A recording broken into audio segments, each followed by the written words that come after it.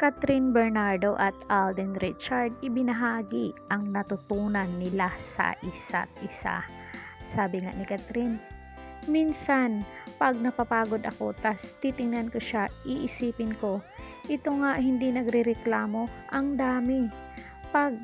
Kapag kailangan mo ng advice, you just talk to him. Hindi ako nahihiyang magtanong sa kanya. Hindi ko kailangan i-filter yung mga question ko because I know na hindi siya ma-offend.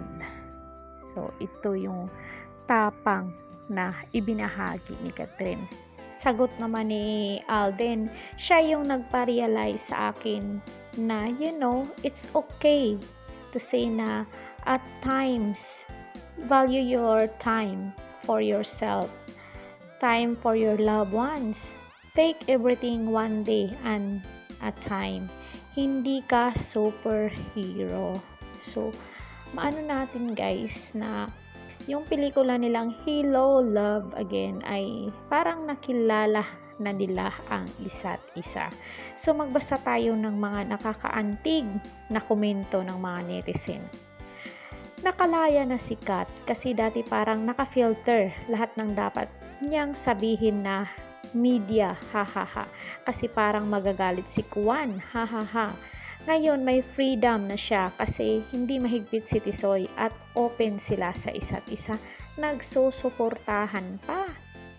Bakit parang may mga laman yung sinasabi ni Kat ngayon kaysa noon? Mas nag-matured na siya mag-isip ngayon kaysa nung sila pa ni Boy Yabang. I'm happy Kat can express her true feelings. Sana sila na talaga. Or kung hindi man sila, sana more project pa sana para magka-developan sila. Pareho kasi silang sikat. Kahit nasa magkaibang network sila, may mga love team na kapag maghiwalay ang babae, ang mas sumisikat ay ang lalaki palubog. Sa case ni Alden, kahit sino ang i-partner sa kanya, kumikita ang movies niya. Ganon din sikat. Kaya niya mag-solo movie at tumanggap ng award kahit wala kang ka-love team. Magagaling kasi silang dalawa na mga artista at kahanga-hanga ang mga wisdom nila sa pagsasalita sa Tagalog o kahit mapa-English man ang pag-interview sa kanila. Mas lalong nag-matured ngayon si Kat. Bagay na bagay talaga sila. Dati ayaw ko magkahiwalay sila ni Daniel, pero habang tumatagal din pala, matatanggap mo din na di na talaga sila bagay. Kasi nung sila pa, di ganyan sikat, di niya nagagawa mga bagay.